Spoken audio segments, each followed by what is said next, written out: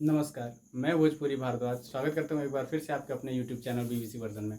जैसा कि आपको पता है कि बिहार में जो 7वें चरण की बहाली चल रही है, उसकी सारी प्रक्रियाएं लगभग समाप्त हो चुकी हैं, जिनमें फॉर्म फिलअप से लेके एग्जामिनेशन भी सक्सेसफुल कंडक्ट हुआ। उसमें कहीं कहीं कुछ परेशानी आ रही थी, जैसे सेंटर पे सेंटर कोड नहीं मिल रहा था, QR कोड जो है वो नहीं मैच कर रहा था, तो उसका भी बहुत सारा सोल्यूशन मिला। हालांकि अभ्यर्थियों को कुछ तकलीफ हुई, लेकिन फिर भी एग्जामिनेशन सक्सेसफुली कंडक्ट किया गया। बारी आई जब रिजल्ट की, तो जैसे कि आप जानते हैं कि हमारे अतुल प्रसाद जो हैं बीपीएससी के चेयरमैन, उनके रेगुलर इंटरवल के बाद हमेशा ट्विटर पे अपडेट आते रहते हैं, यूट्यूब पे बहुत सारे अपडेट आते रहते हैं। तो उसमें उन्होंने हर बार लगभग अलग अलग बयान दिया है। जैसे कि जब रिजल्ट की बारी आई तो उन्होंने कहा कि एक स्टूडेंट का एक ही मेरिट लिस्ट में नाम होगा, 2 जगह नहीं होगा। लेकिन बाद में जब रिजल्ट प्रकाशन का समय आया तो उस समय उन्होंने कहा कि हमने बच्चों का जो 2 बार आप रिजल्ट देख रहे हैं 2 स्तर पे, माध्यमिक स्तर पे भी और उच्च माध्यमिक स्तर पे भी, वो देने का ये कारण उन्होंने बताया कि अगर किसी एक प्लेस पे, मतलब अगर 11th-12th में उनका सिलेक्शन होता है तो वहाँ पे अगर उनके डॉक्यूमेंट्स किसी भी कारण से इनकम्प्लीट होते हैं तो वो 9th-10th के लिए देख सकते हैं। अब मुझे ये समझ में नहीं आ रहा है कि जो अभ्यर्थी 9th-10th या 11th-12th जिस लिए भी अप्लाई कर रहे हैं, जिस लेवल का अप्लाई कर रहे हैं, अगर वो टाइम अपना एंटरटेन कर रहे हैं तब तो कोई बात नहीं, सबको परेशान कर रहे हैं। लेकिन अगर उन्होंने जिस स्तर का फॉर्म फिलअप किया है, उन्होंने बाहरी प्रक्रिया को ज्वाइन किया है, उस लेवल का डॉक्यूमेंट उनके पास जाहिर सी बात है कि होगी, तो एक ही जगह पे उनको सीट दिया जाए।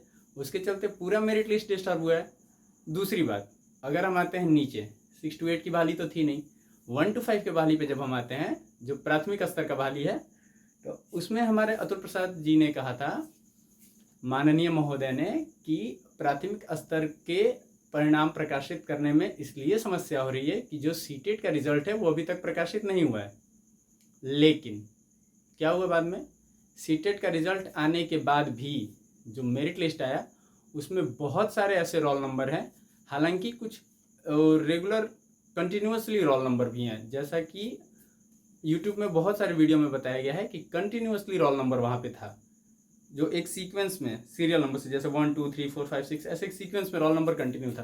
तो मुझे ये नहीं समझ में आ रहा है कि जब आपने सीटेट के लिए रिजल्ट अपना रोक के रखा हुआ था कि सीटेट का परिणाम आ जाएगा तो उसके अकॉर्डिंग जो बच्चे पास आउट होंगे उनका ही परीक्षा परिणाम घोषित किया जाएगा 1 to 5 में। फिर बहुत सारे ऐसे बच्चे हैं जिनका सीटेट में क्वालिफाई नहीं हुआ है और बीपीएससी क्वालिफाई हो गया है, तो उनका परीक्षा परिणाम घोषित हो गया है। ऐसा क्यों, क्या रीज़न है उसका? फिर आप जो इतना विलम्ब किए थे परिणाम प्रकाशित करने में 1 से 5 के, उसके क्या रीज़न है? बहुत सारी चीज़ें हैं। उसके बाद अगर हम अगले पॉइंट पे बात करें तो बहुत सारे जगहों से, बहुत सारे सूत्रों से ये पता चला है, बहुत सारे वीडियोज से, जो भी सोशल मीडियाज हैं, इंटरनेट है, इलेक्ट्रॉनिक मीडिया के थ्रू जैसे भी हैं, ये जानकारी पता चली है कि हमारे बिहार से ज़्यादा अदर स्टेट के कैंडिडेट्स जो हैं वो पास आउट हुए हैं। अब मुझे ये नहीं समझ में आ रहा है कि जो हमारी बिहार सरकार है वो बिहार के अभ्यर्थियों को उनका कौशल दिखाने का समय दे रही है या उनको अपना नॉलेज लेवल दिखाने का दे रही है समय, या दूसरे राज्यों के बच्चों के लिए। हमारे राज्य के बच्चे जो है वो हमारे ही राज्य में नौकरी नहीं पा रहे हैं, बल्कि वो दूसरे राज्यों में जाके लेबर कैटेगरी पे वर्क करने के लिए मजबूर है, क्योंकि जो शिक्षक के लिए तैयारी कर रहे हैं उन्होंने तो कोई और प्रोफेशनल कोर्स किया नहीं है। तो अगर वो अपने राज्य में नौकरी नहीं पाते हैं तो उनके पास दूसरा कोई सोल्यूशन है नहीं, वो तो जाएंगे अदर स्टेट में काम करने के लिए। तो सरकार हमारी, चुनाव हमारा, चयन हम कर रहे हैं सरकार का, और हम नौकरी करने के लिए दूसरे राज्यों में जाएं, तो ये कहाँ तक सही है? बहुत सारे परीक्षा परिणाम में ऐसी गलतियाँ हुई हैं सामने। आप देखेंगे बहुत सारे ऐसे कैंडिडेट हैं जो खुद सामने आ रहे हैं कि हमारा स्टेट नहीं है, हमारा सीटेट नहीं है, फिर भी हमें ज्वाइनिंग लेटर मिला हुआ है। तो उसमें से कुछ जो समझदार व्यक्तित्व के मनुष्य हैं, अभ्यर्थी हैं कह सकते हैं आप, तो वो खुद निकल के सामने आ रहे हैं। लेकिन बताइए, इंडिविजुअली ये पॉसिबल है चेक कर पाना कि कौन कौन से बच्चों के रिजल्ट में ऐसी गड़बड़ियाँ हुई हैं? क्या पता अगर किसी ने ज्वाइन किया हो तो बीपीएससी के चेयरमैन कर रहे हैं कि यही करने के लिए तो हम डॉक्यूमेंट वेरिफिकेशन कर रहे हैं। अब महोदय कृपा करके मुझे ये बताएं कि जिन बच्चों का सीटेट पास नहीं हुआ है, आप उनका डॉक्यूमेंट वेरिफिकेशन कर कैसे रहे हैं?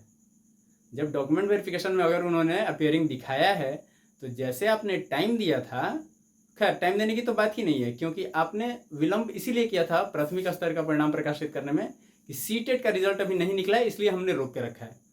तो जब सीटेट का रिजल्ट आ गया है, आप डॉक्यूमेंट वेरिफिकेशन स्टार्ट कर चुके हैं, सीटेट का रिजल्ट आने के बाद ध्यान रखिएगा, सीटेट के रिजल्ट आने के बाद आपने परिणाम प्रकाशित किया, फिर भी उसमें बहुत सारे ऐसे कैंडिडेट हैं जिनका सीटेट पास आउट नहीं है और बीपीएससी उन्होंने पास कर लिया है, उनका डॉक्यूमेंट वेरिफिकेशन भी, सभी बच्चों का तो नहीं पता है मुझे, लेकिन बहुत सारे ऐसे बच्चे हैं जिनका सीटेट क्वालिफाई नहीं हुआ और उनको ज्वाइनिंग लेटर मिल चुका है, जैसा कि मुझे यूट्यूब से बहुत सारे वीडियो से पता चला है यूट्यूब के।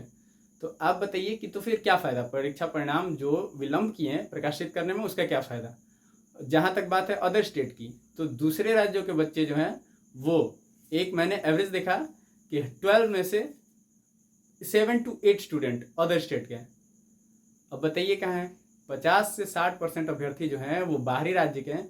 तो हमारे राज्य के जो अभ्यर्थी चयनित नहीं हुए हैं उनके पास तो कोई और सोल्यूशन है नहीं, वो दूसरे राज्यों में जाएंगे काम करने के लिए या प्राइवेट नौकरी करके परेशान होंगे पूरी लाइफ। तो हमारे राज्य में दूसरे राज्य के व्यक्ति आके अपनी प्रतिभा जो है प्रदर्शित कर रहे हैं और अपने राज्य में एक सीट तो वो जाहिर सी बात है खाली है, वो जब दूसरे राज्य में आ रहे हैं तो ये बहाली जब शुरू में आई थी तो उसमें था कि आपकी स्थानीय नीति लागू होगी यहाँ पे, डोमिसाइल पॉलिसी, लेकिन फिर बाद में परिवर्तित हो गया, बोला कि नहीं ये ओपन रिक्रूटमेंट है, सारे लोग अप्लाई कर सकते हैं।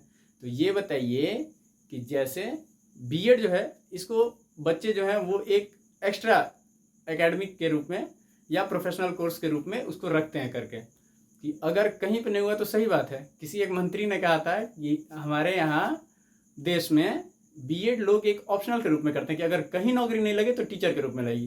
तो ये बताइए कि बीपीएससी जब बहाली कंडक्ट की है और जिस लेवल का क्वेश्चन पेपर था, आप उसको देख के बता सकते हैं कि जो जनरल कंपटीशन फेस करने वाले लड़के हैं, जाहिर सी बात है कि उनका कट ऑफ अच्छा आएगा, क्योंकि most of the questions are belong to GK GS section. Then how it's possible to the teacher, because they are working and they are in service in private institute also, in private schools also. तो अगर वो academic में busy हैं तो वो कैसे इस competition level के जो आपने क्वेश्चन सेट तैयार किए थे उसको कैसे फेस करेंगे। तो जाहिर सी बात है कि जो मेरिट लिस्ट जाएगा वो ऊपर जाएगा। अभी कुछ दिन पहले, 2 दिन पहले ही कट ऑफ जारी हुआ है सारे कैटेगरीज का, कैटेगरी वाइज। तो उसमें मैंने देखा कि 67 जो है वो जनरल का मेरिट लिस्ट है और जनरल में अगर EWS लगाते हैं तो 56 तक आया हुआ है, ठीक है। तो अब मुझे ये समझ में नहीं आ रहा है कि जो ये हाई रेस्ट गए हैं, जो हाई रैंकिंग गए हैं, वो कैसे गए हैं। जाहिर सी बात है कि जो जनरल कंपटीशन फेस करने वाले हैं वही रैंक को हाई लेके गए हैं। तो इन सब सारे चीज़ों का सोल्यूशन, बहुत सारे से प्रॉब्लम है जिनका हम इंडिविजुअली चेक नहीं कर सकते हैं। अब इसके लिए हम पूरी तरह से डिपेंडेंट हैं बीपीएससी पे कि वो एक निष्पक्ष तरीके से चुनाव करें। और सबसे मेन इम्पॉर्टेंट बात जो है कि बताया जा रहा है कि जो आपके रिजल्ट प्रकाशित हुए हैं 1,22,000 लगभग, उसमें से 40,000 अभ्यर्थियों का, ऐसे अभ्यर्थियों का रिजल्ट है जो पूर्व से नियोजित हैं, मतलब इन सर्विस हैं गवर्नमेंट में। तो जब ये रिक्रूटमेंट फ्रेश कैंडिडेट्स के लिए थी तो फिर उसमें नियोजित शिक्षकों का परीक्षा परिणाम कैसे प्रकाशित हो गया। आपको तो सिर्फ राज्य कर्मी का दर्जा देना है, तो आप 1,22,000 कैंडिडेट का फ्रेश रिक्रूटमेंट दीजिए। इसका मतलब कि आप इलेक्शन आने वाला है तो चुनाव के नाम पे एक लॉलीपॉप दिखा रहे हैं, उसी में आप पूर्व नियोजित शिक्षकों का भी उसमें रिजल्ट डाल दिए 40,000। जो 40,000 फ्रेश कैंडिडेट थे उनका मौका हाथ से चला गया। तो ये बहाली मेरी तरफ से एक सिर्फ चुनावी लॉलीपॉप है जिसको दिखा के सरकार अपना खजाना भरना चाहती है, क्योंकि जितनी तेजी से एग्जाम हो रहे हैं इनको अपना नाम पता नहीं Guinness book of world record में दर्ज करवाना है या क्या समस्या है कि इनको इतनी जल्दबाजी लगी हुई है हर काम करने की। अगर काम थोड़ा सा टाइम लेके, टाइम टेकन प्रोसेस है भाई, जाहिर सी बात है आप कितना भी ऑनलाइन सर्विस कर लीजिएगा, ऑनलाइन फैसिलिटीज़ कर लीजिएगा, लेकिन एक टाइम टेकन है ये सारी चीज़ें। एक प्रॉपर वे में अगर आप करेंगे तो ये निश्चित रूप से एक टाइम टेकन है। तो जब तक सारी चीज़ें आपके पास अप्रोप्रिएट इन्फॉर्मेशन नहीं होता है, आप रिजल्ट कैसे डिक्लेयर कर सकते हैं। और हमारे माननीय अतुल प्रसाद जी ने कहा है कि हमने जितना तेज़ी से काम किया है पूरे देश में कोई भी संस्था इतनी तेज़ी से काम नहीं कर रही है, परीक्षा परिणाम प्रकाशित करना या जांच परीक्षा लेना, सारी चीज़ें। अब ये बताइए, जिस परीक्षा परिणाम में इतने सारे फॉल्ट हैं कि उस परीक्षा परिणाम को रद्द करने की तो बात छोड़ दीजिए, परीक्षा को ही रद्द करने की बात हो रही है, वहाँ पे ये कैसे इतने गौरव से बोल सकते हैं कि हमने सारी चीज़ें अच्छी की हैं।